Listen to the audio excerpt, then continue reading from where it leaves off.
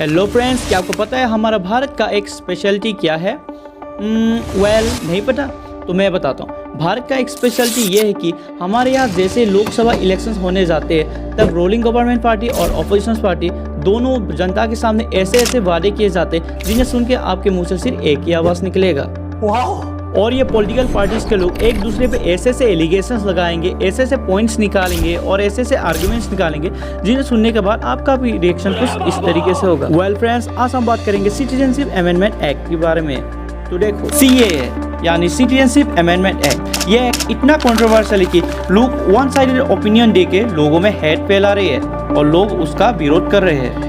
The All Assam Students Union came out on the street in different parts of the state to protest against the implementation of the act. SDPI, the political outfit, has launched protests in Chennai and Tamil Nadu.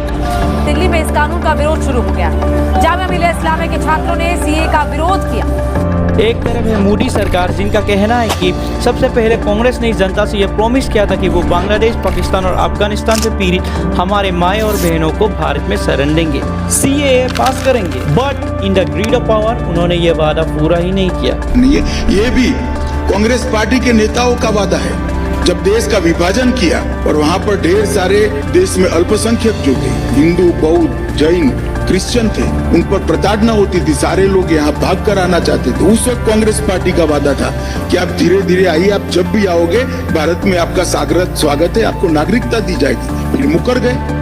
और दूसरी तरफ है opposition party, जिनका कहना है कि मोदी सरकार का ये डिसीजन तो बिल्कुल इलीगल है और ये बीजेपी की साजिश है हिंदुस्तान में मुस्लिम्स की नागरिकता छीन लेने की और आखिर में हिंदुस्तान को एक हिंदू राष्ट्र बनाने की। लेकिन CAA एग्जैक्टली कहता क्या है? क्या वाकई में इससे हमारे माइनॉरिटीज़ को यानी कि स्पेशली मुसलमानों को कोई खतरा है या फिर ये सिर्फ एक प्रोपोगेंडा है? क्या सच में मोदी सरकार की ये कोई साजिश है सेकुलर इंडिया को हिंदू नेशन बनाने की, या फिर ये बीजेपी की एक मास्टर ब्लो है 2024 का इलेक्शन जीतने की?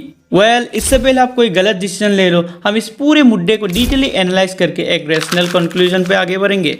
हेलो फ्रेंड्स, मैं हूँ DP। तो शुरू करते हैं आज के एक मजेदार टॉपिक के साथ। देखो, CAA यानी सिटीजनशिप अमेंडमेंट एक्ट के तहत 31 दिसंबर 2024 के दिन तक बांग्लादेश, पाकिस्तान और अफगानिस्तान से जितने भी रेफ्यूजीज इलीगली भारत में आए हैं, ये एक्ट उन सभी को लीगली भारत का नागरिकता प्रदान करेगा, चाहे वो कोई भी धर्म का क्यों ना हो, हिंदू, सिख, जैन, बुद्धिस्ट, क्रिश्चियन और पारसी, कोई भी हो, कोई फर्क नहीं पड़ता। लेकिन उसके सेक्शन 2 के हिसाब से अगर कोई मुस्लिम यहाँ पर आता है तो उसे वो इस एक्ट के तहत नागरिकता प्रदान नहीं करेंगे।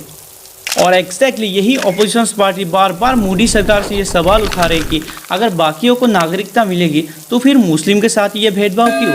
आप ऑपोजिशन द्वारा उठाएगा दूसरा ब्लेम सुनते हैं।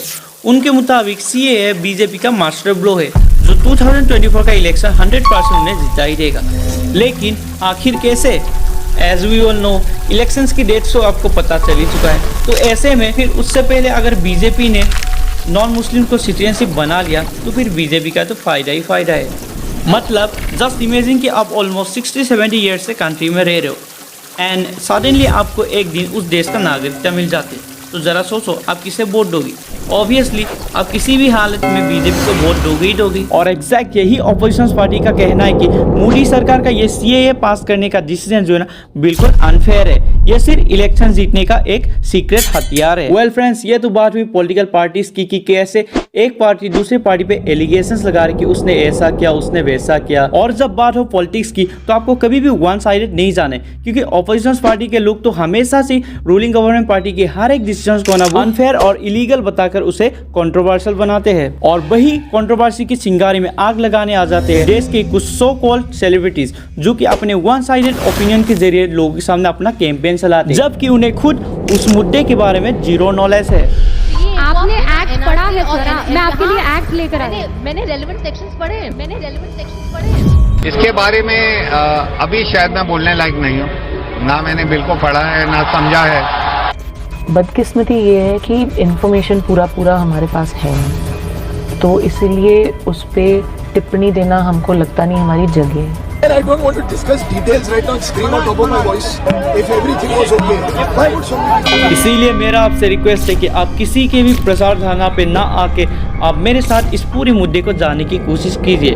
ना कि इनकी तरफ जीरो नॉलेज से वन साइडेड ओपिनियन बना के लोगों के सामने प्रोपोगेंडा चला के उसे एक पॉजिटिव कैंपेन में बनाए। सो वेल फॉर दैट हम CAA लॉ को ही अच्छे से समझ लेते हैं कि आखिर मुद्दा क्या है। तो देखो, CAA यानी सिटीजनशिप अमेंडमेंट एक्ट ये कोई नया एक्ट नहीं है, बल्कि ये तो 1955 के एक ऑलरेडी एग्जिस्टिंग एक्ट है जो कि 11 दिसंबर 2019 को पार्लियामेंट के जरिए पास किया गया। पहले नागरिकता पाने के लिए जितने भी तरीके थे वो सब अवेलेबल तो रहेंगे, साथ में बस इसमें कुछ स्मॉल चेंजेस किया गया। जैसे कि किसी भी व्यक्ति को नागरिकता पाने के लिए 11 साल का समय लगता था, लेकिन अब उसे घटा के सिर्फ 5 साल कर दिया गया है। अब सेकेंड मॉडिफिकेशन है इलीगल माइग्रेंट्स, यानी कि इससे पहले हमारे पड़ोसी देश में से जितने भी इलीगल माइग्रेंट्स आए थे वो लोग नागरिकता पाने के लिए कुछ भी नहीं कर सकते, वो लोग भारत की नागरिकता पाने के लिए अप्लाई नहीं कर सकते। लेकिन 2019 में पास हुआ इस अमेंडमेंट के बाद 31 सितंबर 2024 के दिन तक जितने भी इलीगल इमिग्रेंट्स थे वो अगर भारत में 5 साल ज़्यादा समय से रह रहे तो वो लीगली भारत की सिटीजनशिप पाने के लिए एप्लीकेबल है। अब फ्रेंड्स, मैं आप लोगों को एक बात क्लियर कर देता हूँ कि ये लॉ सिर्फ परसिक्यूटेड माइनॉरिटीज़ के लिए है, यानी CAA हिंदूज के लिए नहीं, बल्कि सिर्फ परसिक्यूटेड माइनॉरिटीज़ के लिए है। अगर आपको परसिक्यूटेड का मतलब समझ में नहीं आ रहा तो मैं बताता हूँ। परसिक्यूटेड का मतलब होता है वायलेंस करना, मिसबिहेव करना, डिस्क्रिमिनेशन करना, यानी कि जिन्हें सिर्फ अपने रिलीजन्स के बेसिस पे अत्याचार झेलने मिले हो उसे कहते हैं परसिक्यूशन। और इसीलिए ये CAA लॉ सिर्फ नॉन मुस्लिम्स को बेनिफिट्स देते हैं, ना कि मुस्लिम्स को। अब उसका सिंपल रीजन सुनते देखो, बांग्लादेश, पाकिस्तान और अफगानिस्तान ये 3 देश तो खुद को ऑलरेडी इस्लामिक रिपब्लिक देश घोषित कर चुके हैं, जिसके कारण वहाँ पे मुस्लिम्स के लिए तो राइट्स है। तो फिर वहाँ पे मुस्लिम के साथ डिस्क्रिमिनेशन कैसे हो सकता है? अगर कोई क्राइम हो भी जाता है तो उन्हें वहाँ पे न्याय मिल जाती है, तो फिर वो लोग कोई परसिक्यूटेड नहीं है। और इसीलिए ये CAA लॉ उन्हें भारत का नागरिकता प्रदान करने के लिए वो अलाउ नहीं करता है। और अगर मैं बात करूं बाकी रिलीजन्स की लोगों की, तो ये 3 देश इस्लामिक देश होने की वजह से वहाँ पे नॉन मुस्लिम्स के लिए कोई भी राइट्स नहीं है। इसीलिए वहाँ पे नॉन मुस्लिम के साथ रोज़ एक नए क्राइम्स होते हैं, जैसे रेप केसेस, डिस्क्रिमिनेशन होना, मिसबिहेव होना, बलात्कार करना, चोरी, डकैती, इस तरीके से बहुत सारे नए केसेस देखने को मिलते हैं। लेकिन वहाँ पे उन्हें न्याय दिलाने के लिए ना ही वहाँ का लोग आगे आते हैं, ना ही वहाँ का सरकार, ना ही वहाँ का पुलिस कुछ करते।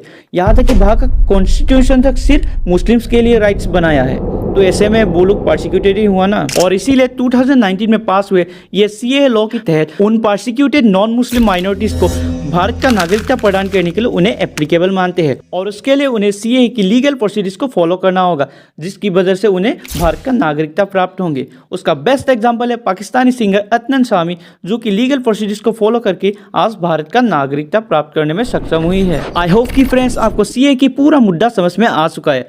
अब आप खुद ये डिसाइड करो कि CAA सही है या फिर गलत। आई होप कि आपको वीडियो पसंद आएगा। तो मिलते हैं एक नए वीडियो के साथ, तब तक के लिए आप मेरे बाकी वीडियोस को चेकआउट कर सकते हैं।